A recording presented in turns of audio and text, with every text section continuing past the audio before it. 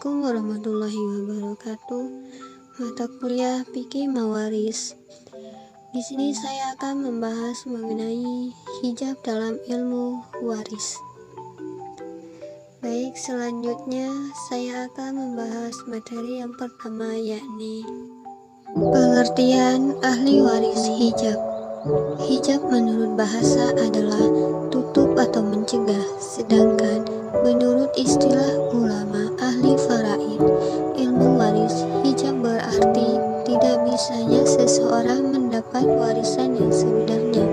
Bisa mendapatkan dikarenakan adanya ahli waris yang lebih dekat dengan si mayit. Dengan pengertian di atas tersebut, maka dapat dipahami bahwa dalam hijab ini tercegahnya seseorang dari mendapatkan warisan bukan karena adanya sebab-sebab yang menghalanginya mendapatkan warisan sebagaimana disebutkan pada penghalangan warisan, namun dikarenakan adanya ahli waris yang lebih dekat posisinya dengan si mayit. Jadi sesungguhnya ahli waris yang terhalang atau mahjub ini memiliki hak untuk mendapatkan harta waris si mayit. Hanya saja karena ada ahli waris yang lebih dekat ke mayit daripada dirinya, maka ia terhalang haknya untuk mendapatkan warisan tersebut. Bila orang yang terhalang ini disebut dengan mahjub, maka ahli waris yang menghalangi disebut dengan hajib. Hijab dalam ahli waris ini terbagi menjadi dua macam. Yang pertama yakni hijab hirman, di mana orang yang mahjub benar-benar tidak bisa mendapatkan harta waris secara keseluruhan.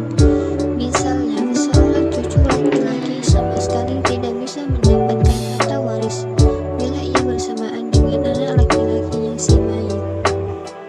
Selanjutnya yang kedua, hijab nukhosan, di mana seorang ahli waris terhalang untuk mendapatkan bagian warisnya secara penuh, seperti seorang suami yang tidak bisa mendapatkan bagian 1/2 dan hanya bisa mendapatkan 1/4 saja bila ia bersamaan dengan anak atau cucunya si mayit. Dari semua ahli waris yang ada hanya 6 ahli waris yang tidak bisa mahjub dengan hijab hirman. Keenam tersebut ialah bapak, ibu, anak laki-laki, anak perempuan, suami, dan istri.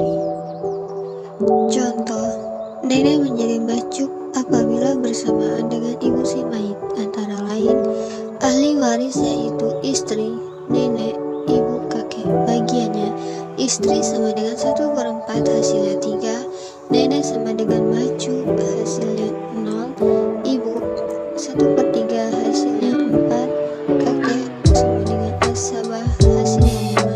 Jadi jumlah majmuk siham adalah 12. Selanjutnya yaitu pada nadab terakhir dalam hijab ini, Imam Ar-Rahabi memberikan catatan bahwa anak laki-laki dari saudara laki-lakinya si mayit tidak bisa menjadi mu'assasib atau